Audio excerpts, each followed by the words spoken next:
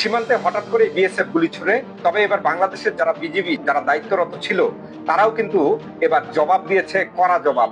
তারাও পাল্টা গুলি ছুড়েছে, এমন কিন্তু বলা হচ্ছে বিজিবির পক্ষ থেকে সংবাদ সম্মেলনের মাধ্যমে। আমরা বিভিন্ন গণমাধ্যমে দেখেছি যে সিলেট সীমান্তে এই ঘটনা ঘটে এবং সিলেট সীমান্তে বিএসএফ এর গুলি ছোড়ার পর পাল্টা ফায়ার করে বিজিবি। সেই ঘটনাটি নিয়ে বিভিন্ন গণমাধ্যমে সংবাদ প্রকাশ হয়। এই ঘটনাকে কেন্দ্র করে বাংলাদেশের বিজিবির পক্ষ থেকে সংবাদ সম্মেলন করা হয়।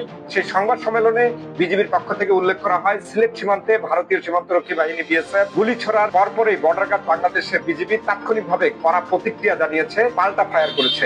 এটি সত্যিকার অর্থে একটি উচিত জবাব বলে মনে করছেন বাংলাদেশের মানুষ। কারণ দীর্ঘ সময় ধরে ভারতের বিএসএফরা বাংলাদেশের মানুষকে পাখির মতো গুলি করছে এবং কোনোভাবেই বিচার হয়নি।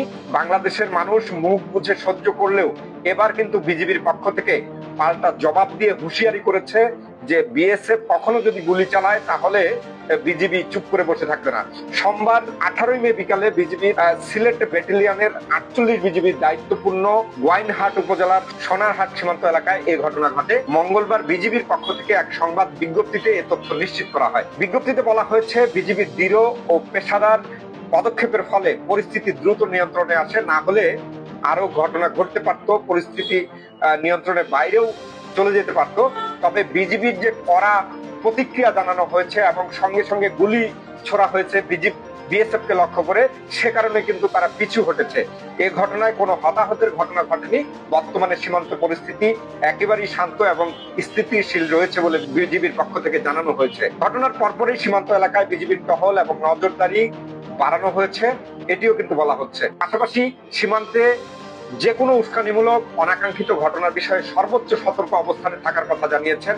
বিজিবির পক্ষ থেকে আরো জানানো হয়েছে, দেশের সার্বভৌমত্ব এবং সীমান্ত নিরাপত্তা রক্ষায় তারা সর্বোচ্চ পেশাদারিত্ব ও দৃঢ়তার সঙ্গে দায়িত্ব পালন করে যাচ্ছে। একই সঙ্গে স্থানীয় জনপ্রতিনিধি ও সীমান্তবর্তী জনসাধারণকে অবৈধভাবে সীমান্ত অতিক্রম এবং অনুমতি ছাড়া কর্মকাণ্ড থেকে বিরত থাকার আহ্বান জানানো হয়েছে। এক কথায় বলা চলে, ভারতের বিএসএফ এর পক্ষ থেকে যেভাবে গুলি ছুড়া হয়েছিল তার পাল্টা জবাব এবার বিজিবি দিয়েছে। আর কোনোভাবে কোনো হত্যা মেনে নেবে না বাংলাদেশের আইন শৃঙ্খলা বাহিনী।